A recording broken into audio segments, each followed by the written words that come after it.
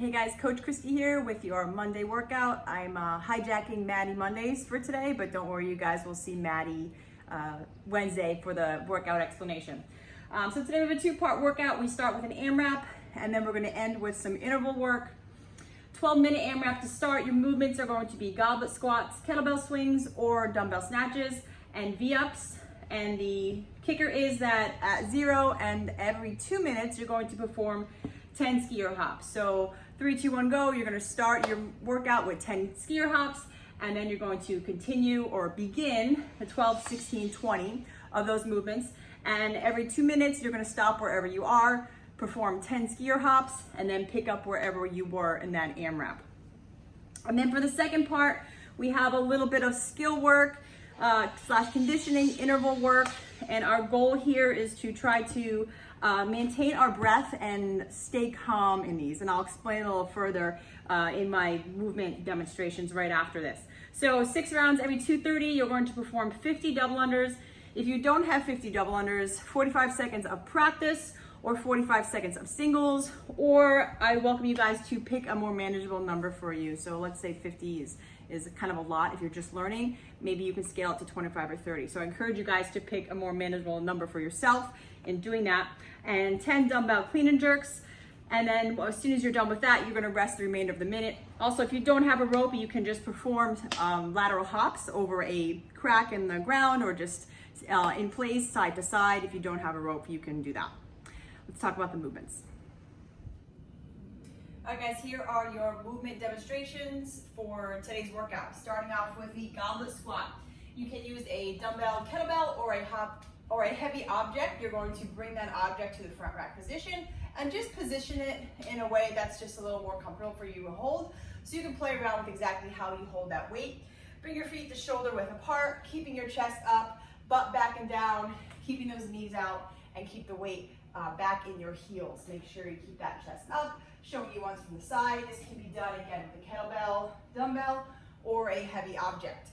You have 50 of those. And then onto kettlebell swings, or you have the option to do a dumbbell snatch. So if you do have a kettlebell, picking up that kettlebell with a nice tight back. Our swings are a hip-driven movement. Our back stays nice and tight. And I'm going to recommend that you finish with that kettlebell overhead for the American style swing. Your arms can stay straight. You can perform a snatch swing where the elbows bend and that kettlebell stays a little bit closer towards you. And you can use a dumbbell for the swing too if you want. I recommend just holding it on the end of one of the heads of the dumbbell. Same thing happens, back stays nice and tight, we have a hip-driven movement, and we end up with that dumbbell overhead. You could also easily sub a dumbbell snatch if you don't feel like using a dumbbell as a kettlebell swing, and for that we would just go from the hang position. So you're just going to take that dumbbell to just about knee level or just below, extend the hip, and here we're going to keep that dumbbell close, tracing the body and locking out overhead. And then onto your 50 V-ups. V-ups will be performed on the ground. You're going to come to a hollow body position, extending the arms behind you and extending the legs and pulling the lower back down into the mat, and then throwing the arms forward and bringing the knees to the chest. Notice I'm balancing just on my butt here, so my entire back and shoulders are off the mat and my chest is up. Reaching out, throwing the arms forward, and bringing the knees to the chest. For your skier hops, I want you guys to be mindful of how you're performing the skier hops, because I've been noticing a lot of easier variations starting to happen as you guys do these more. Our body naturally will move in a direction that feels easier, right? But just because it feels easier doesn't mean it's the right way to do it or it's going to be benefiting us. Usually if something feels easier, we're probably taking a little bit of a shortcut. So I want you to pay attention to the position of your hips in these skier hops. So the position of the hips will go from a plank position where they're in line with the shoulders and the ankles to more of an upright position where they're above my shoulders. So now my hips are above my shoulders. But now I want to hop my feet back and my hips go back to that plank position. When I hop to the other side, my hips are above my shoulders, right? So as opposed to just jumping from side to side where the hips stay elevated. All right, it makes it a lot easier, it makes a very different movement. So just make sure that you're jumping back to a full plank pose the hips lower down, and then jump both feet to the side, taking them as close to the hands as you can get them. And then for your second part, we are on a 2-minute, 30-second interval. And I want you guys to think of this interval as a step towards progressing yourself towards not only getting it better at double unders, but getting more efficient at double unders. So you might have heard people say that double unders is the rest in the workout. But when you become very efficient at double unders, it will be more of an easier rest movement within your workout. So wherever you are in your double under practice, think of that's where we're progressing towards, which really has a lot to do with controlling the breath.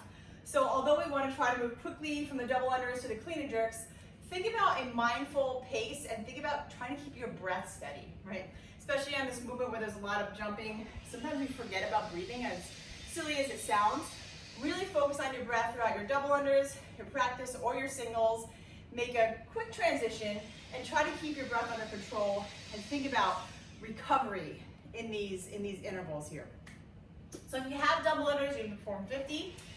If you are so-so at double unders, I want you guys to pick a number that is manageable for you. So maybe you see 50 and in your head you're like, there's no way I'm getting 50 double unders, I'm just starting to learn them. So maybe 25 is a more realistic number for you. So pick 25 or 30 or 40. So pick something that's doable for you, manageable, where you can work on those points that I just referred to earlier. If you don't have any double unders, I want you guys to use 45 seconds to practice. So the first 45 seconds of that interval, you're just gonna practice. But again, focus on your breath, especially in that frustration period, right, where you might be tripping on your rope. Stay calm, right? Keeping the breath calm, focusing on your breath. Or you have the option to do 45 singles. If you don't want to do the practice or the double unders, just do 45 seconds of singles.